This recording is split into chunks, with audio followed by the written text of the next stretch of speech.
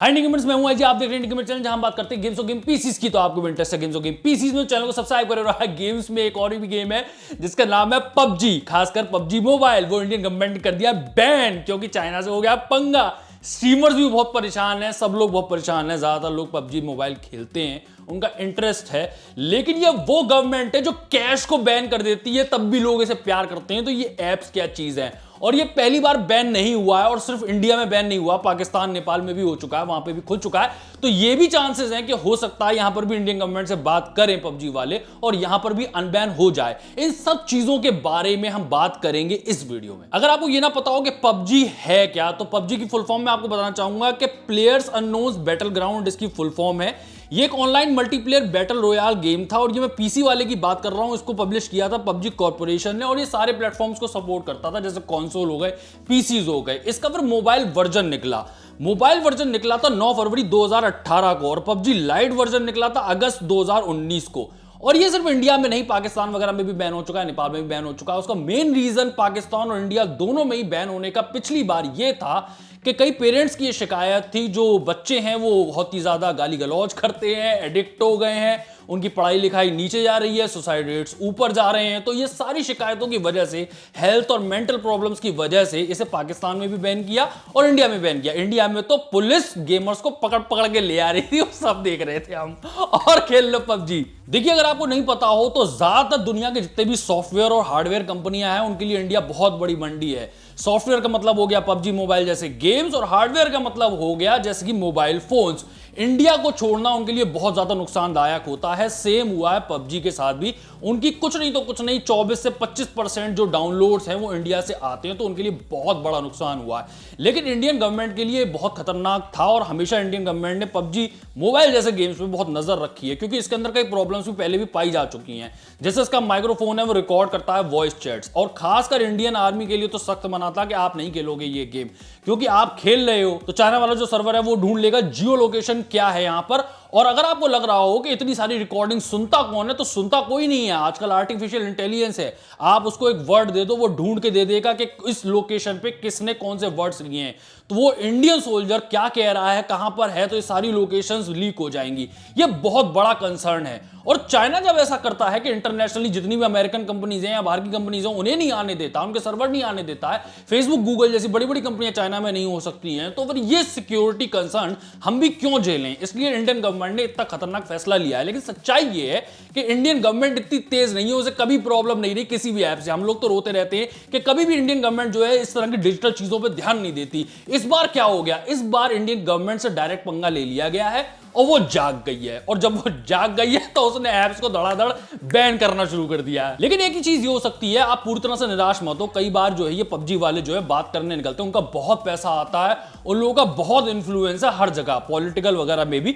तो वो बात करने आते हैं, कई बार वो सॉल्व कर लेते हैं कि आपको क्या चाहिए हम वो देंगे, आपको अगर इस चीज से प्रॉब्लम है तो हम वो हटा लेंगे, लेकिन प्लीज माई बाप गेम मत बैन करो, बहुत नुकसान हो जाएगा। तो कई बार उनकी सुनवाई हुई भी है, और आप जानते हो पाकिस्तान में भी अनबैन हो गया, नेपाल में भी अनबैन हो गया, और इंडिया में भी अनबैन हो गया था। थोड़ी बातचीत हुई थी, कोर्ट कचहरी हुई थी। खैर, इंडियन गवर्नमेंट के लिए भी इस तरह से बैन को उड़ाना बड़ा मुश्किल है, कोई कानून देना ही देना होता है। इस बार नेशनल सिक्योरिटी का रीजंस दिए गए हैं, इसलिए ये बैन कर पाए हैं। लेकिन वो पबजी वाले लोग आएंगे और बातचीत करने की कोशिश करेंगे कि इस बार माफी दे दो, और जो आपको चाहिए वो हम देने को राजी हैं। क्योंकि दिक्कत ये है कि जो उसकी चाइना होना मेन प्रॉब्लम है, दैट्स इट। ईमानदारी की बात ये है, वैसे इंडियन गवर्नमेंट कई चीजें कह सकती है, लेकिन सिर्फ एक प्रॉब्लम है कि तुमने प्रॉब्लम हमारे लिए क्रिएट करी है, इसलिए आपको सजा दी जाएगी हर फ्रंट पे।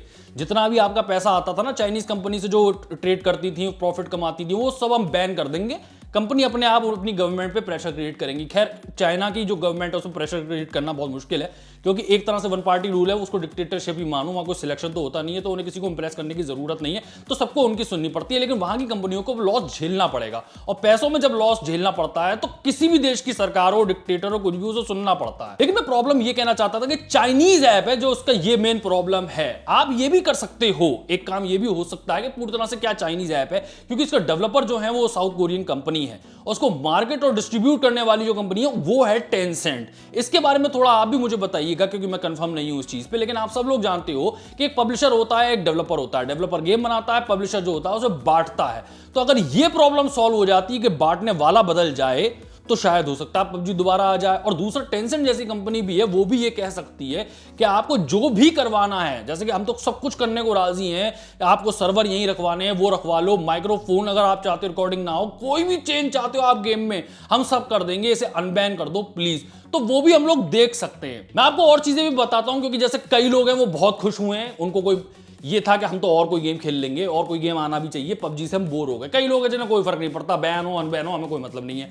दूसरी तरफ पेरेंट्स जैसे लोग हैं जिन्हें बड़ी खुशी हुई है कि अच्छा हुआ बैन हो गया, हम तो पहले ही जाते थे, हम तो बहुत परेशान थे, हमारा बच्चा गालियां बकता है, पढ़ाई लिखाई छोड़ दी है, काम धंधा करता नहीं है, ये खेलता रहता है, मेंटल और फिजिकल हेल्थ इसकी खराब हो रही है। लेकिन मैं क्या सोचता हूं, देखो जनता, अगर आप देखो ना, ऑडियंस जो है, जो धंधा है यूट्यूब वाला, स्ट्रीमिंग वाला, जनता का मूड बड़ा अलग होता है। जैसे एक गेम पॉपुलर होना शुरू होता है तो उसके साथ चली जाती है, क्योंकि आप भी देखते हो कई स्ट्रीमर्स जो होते हैं राइज करते हैं, क्योंकि वो उस गेम के साथ एसोसिएट होते हैं। जैसे निंजा था, निंजा का हमेशा से नाम नहीं है, फोर्टनाइट की राइज के साथ आपने निंजा की राइज देखी है, और निंजा को भी लगा कि मैं जहां जाऊंगा वहां ऑडियंस आएगी, मिक्सर पे नहीं आएगी। तो ऐसा भी नहीं है, ऑडियंस का फिर जब मन हटना शुरू होता है तो वो छोड़ देती है। दूसरा क्या होता है कि स्नोबॉल इफेक्ट होता है। अगर आप किसी तरह से एक गेम पे 10,000 लोग भेज देते हो ना, तो 1 लाख उन्हें फॉलो करने आते हैं। अगर 10 लोग भी नहीं जाने तो वो गेम डेड हो जाता है, फिर उसका कुछ नहीं होता है। इसी तरह से अब क्या होगा, जब नया गेम कोई लोग खेलेंगे, नए स्ट्रीमर्स आएंगे, तो लोग उधर जाना शुरू होंगे, तो अब आप राइज देखोगे नए स्ट्रीमर्स की। ये थोड़ी सी प्रॉब्लम है जो पुराने स्ट्रीमर्स है, क्योंकि देखो आपको लगे कि उनका वैसा ही धंधा चलेगा और प्रॉफिटेबल और ज्यादा हो जाएगा, ये बहुत मुश्किल है, क्योंकि वो उस गेम के साथ पहचाने जाते थे। जैसे पबजी हो गया, हाइड्रा फ्लेक, डायनेमो वगैरह उस गेम के साथ पहचाने जाते थे। अब हो सकता है कई और लोग दूसरे गेम्स में आए। लेकिन मैं एक बात कहना चाहूंगा, पबजी की अगर बात करो आप, पबजी चाहे पीसी वाला हो, पबजी चाहे मोबाइल वाला हो, वो सही में इंडिया को गेमिंग वाले एक पेज पे लेके आया। क्योंकि कई गेम्स हैं जिनके आप नाम लोगे, पॉपुलर गेम, वो सारे इंडियंस नहीं जानते हैं, पबजी हर कोई जानता है। और ये ब्रांडिंग जो पबजी ने अचीव करी है, वो दूसरे गेम्स के लिए अचीव कर पाना बहुत मुश्किल है। आप जानते नहीं हो, करोड़ों रुपए खर्च किए जाते हैं मार्केटिंग पे, क्योंकि उन्हें पता है कि पैसे भी इतने सारे मिल जाएंगे।